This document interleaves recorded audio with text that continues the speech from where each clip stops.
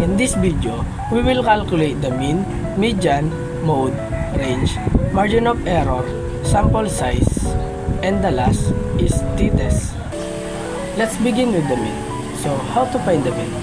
To find the mean, add all the numbers together, then divide by the numbers of the data. In getting mean, we have a formula. Sum of the data over numbers of the data. Let's go with the example.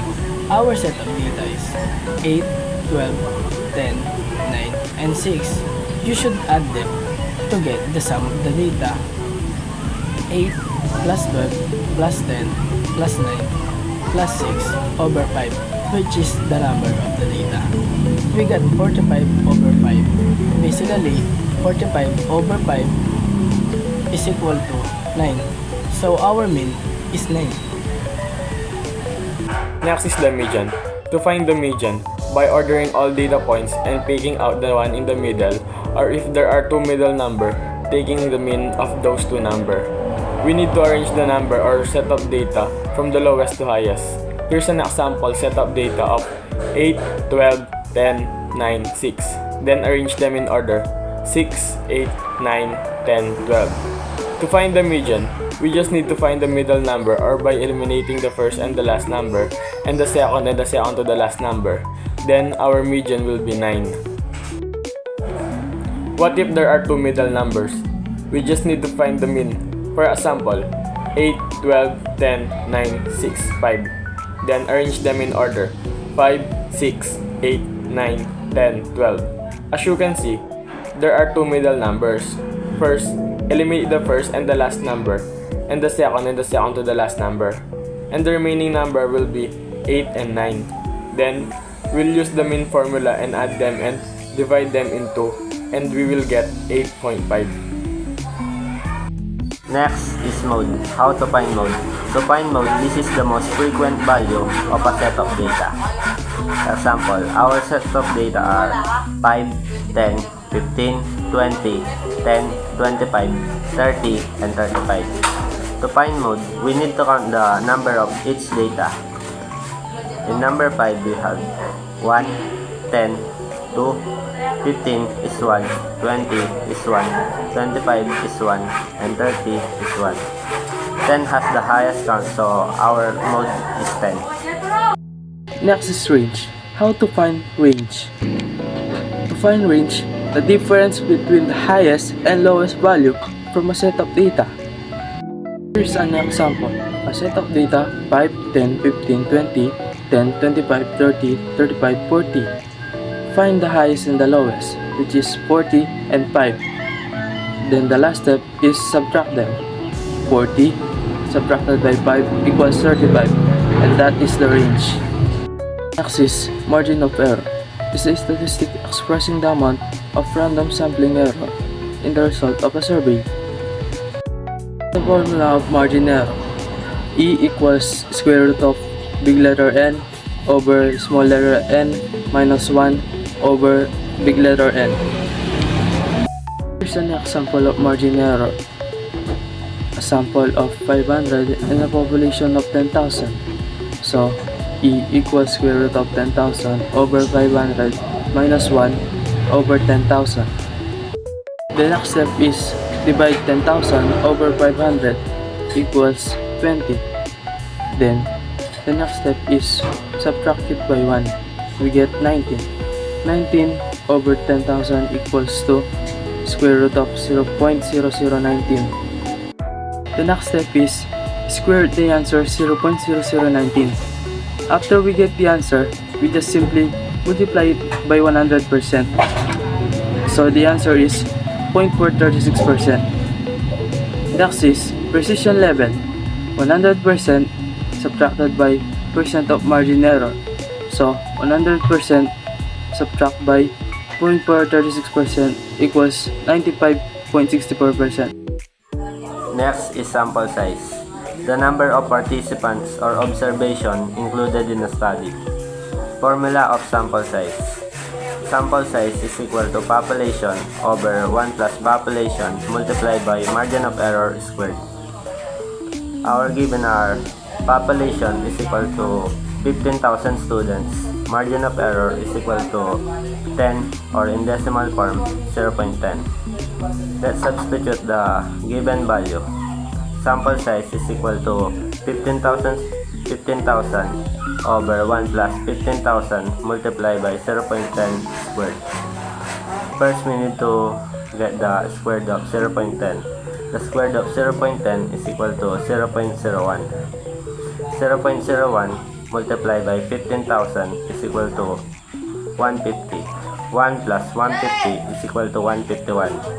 15,000 divided by 151 is equal to 99. So our sample size is 99. In solving one sample t-test, there are 6 steps. Step 1, state the hypothesis. Step 2, calculate the sample mean. Step 3, calculate the sample standard deviation. Step 4, calculate the t-statistic. Step 5, compare with the critical value. Step 6, decision. T-test. It is used to know whether the unknown means of two populations are different from each other based on independent samples from each population. One sample t-test. Let's have an example. Testing if the average weight of a group of items is different from 5 kilograms. Samples are 4.8, 5.1, 5.2, and 4.9. In solving one sample t-test, there are 6 steps. Step 1, state the hypothesis. Step 2, calculate the sample mean. Step 3, calculate the sample standard deviation. Step 4, calculate the t-statistic. Step 5, compare with critical value. Step 6, decision. Step 1, state the hypothesis.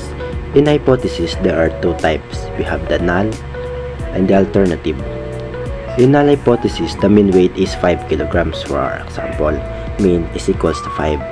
In alternative hypothesis, the mean weight is not 5 kilograms or mean is not equal to 5. Step 2, calculating the sample mean. The sample data is 4.8, 5.1, 5.2, and 4.9. The mean is calculated as the sum of all values is divided by the number of values, meaning the total number of values over the number of values. In our example, 4.8 plus 5.1 plus 5.2 plus 4.9 divided by 4 is equals to 5.0. Step 3. Calculate the sample standard deviation. In solving sample standard deviation, there are steps. The first step is subtracting the mean from each value. The next step is square the differences, then add the square differences, then divide by n-1 to find the variance, and then take the square root to find the standard deviation. So let's try it on our example. 4.0 minus 5.0 is equals to negative 0.2. 5.1 minus 5.0 is equals to 0.1. 5.2 minus 5.0 is equals to 0.2. 4.9 minus 5.0 is equals to negative 0.1. That is the subtracting the mean from each value. Then the next step is we have to square the differences. Negative 0.2 squared is equals to 0.04. 0.1 squared is equals to 0.01. 0.2 squared is equals to 0.04. Then negative 0.1 squared is equals to 0.01. Then the next steps is add the square differences. 0.04 plus 0.01 plus 0.04 plus 0.01 is equals to 0.10. Then the next step is dividing our square differences by n-1. Our n in this example is 4.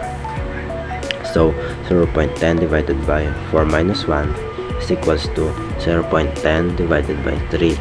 So our answer is 0.0333. Then the next step is take the square root to find the standard deviation. Square root of 0.0333. Square root of 0.0333 is equals to 0.1826. Step number 4. Calculating the t-statistic. The formula for the t-statistic is sample mean minus mean over standard deviation over square root of n. And then we substitute the values. 5.0 minus 5.0, our mean, the sample mean, and our mean, over 0.1826, our standard deviation, over square root of 4, which is our number of values. After we solve that, we will get 0, because 0 divided by 0.0913 is equals to 0. Step number 5. Compare with critical value. The degrees of freedom are n-1, which is 4 minus 1 is equals to 3. For a two-tailed test with a alpha of 0.05 and 3 degrees of freedom, the critical value from the t-distribution table is approximately positive negative 3.182. Step 6. Decision, the last step. Since the calculated t-statistic is 0, is less than the critical value 3.182, we fail to reject the null hypothesis. There is no significant difference between the sample mean and 5 kilograms. Just like in one sample t-test, there's also a step-by-step procedure in two sample t-tests. There's just a little bit difference. Step number 1, state the hypothesis. Step number 2, we calculate the sample mean. Step number 3, we calculate the sample standard variances. Step 4, calculate the t-statistic. Step 5, compare with critical value. And step number 6, decision. Next is two sample t-test. In two sample t-test, it's just like one sample t-test but with two groups. Let's have an example. Comparing the means of two groups, Group A and Group B. Group A has the values of 897 and Group B has the values of 675. Step number 2. Calculate the sample means. It's just like solving the sample mean in one sample t-test, but in two sample t-tests, we have to solve the sample mean of Group A and Group B. In our example, the mean of Group A is calculated as 8 plus 9 plus 7 divided by 3. 8 plus 9 plus 7 is equals to 24 divided by 3 is equals to 8. Now in Group B, the mean of Group B is calculated as 6 plus 7 plus 5 divided by 3. 6 plus 7 plus 5 is equals to 18 divided by 3 is equals to 6. Next is step number 3. Calculate the sample standard deviations. Just like in one sample t-test, there's also a step-by-step process in solving the sample standard deviations. Subtract the mean from each value, square the differences, add the square differences, divide by n-1 to find the variances, take the square root to find the standard deviation. Let's do it in our example. For Group A, subtract the mean from each value. 8 minus 8 is equals to 0. 9 minus 8 is equals to 1. 7 minus 8 is equals to negative 1. Then, square the differences. 0 squared is equals to 0. 1 squared is equals to 1. Negative 1 squared is equals to 1. Then, add the square differences. 0 plus 1 plus 1 is equals to 2. Then, divide by n-1 to find the variance. 2 divided by 3 minus 1. 2 divided by 2 is equals to 1. Then, take the square root to find the standard deviation. Square root of 1 is equals to 1. For Group B, same procedure. Subtract the mean from each value. 6 minus 6 is equals to 0. 7 minus 6 is equals to 1. 5 minus 6 is equals to negative 1. Then, square the differences. 0 squared is equals to 0. 1 squared is equals to 1. Negative 1 squared is equals to 1. Next is add the square differences. 0 plus 1 is equals to 2. Next, divide by n-1 to find the variance. 2 divided by 3 minus 1. 2 divided by 2 is equals to 1. Finally, take the square root, find the standard deviation. Square root of 1 is equals to 1. Step number 4, calculate the t-statistic. Just like in one sample t-test, t-statistic, there's also a formula for 2 sample t-test, t-statistic. The formula for the t-statistic of 2 sample t-test is sample mean of group A minus sample mean of group B divided by square root of standard deviation of group A over n plus standard deviation of group B over n. Then we solve our example. Substitute the values.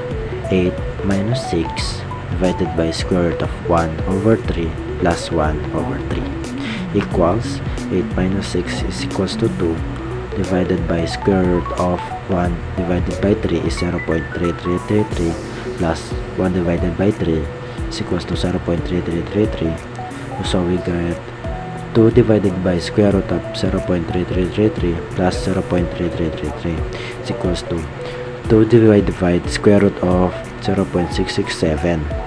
Then we will get the answer of 2.45. Next is step 5. Compare with critical value. The degrees of freedom are calculated using the formula for unequal variances. In this case, df is approximately 4 for a total test with the alpha of 0.05 and df is equals to 4. The critical value from the t-distribution table is approximately positive negative 2.776. Step number 6. The last step, decision.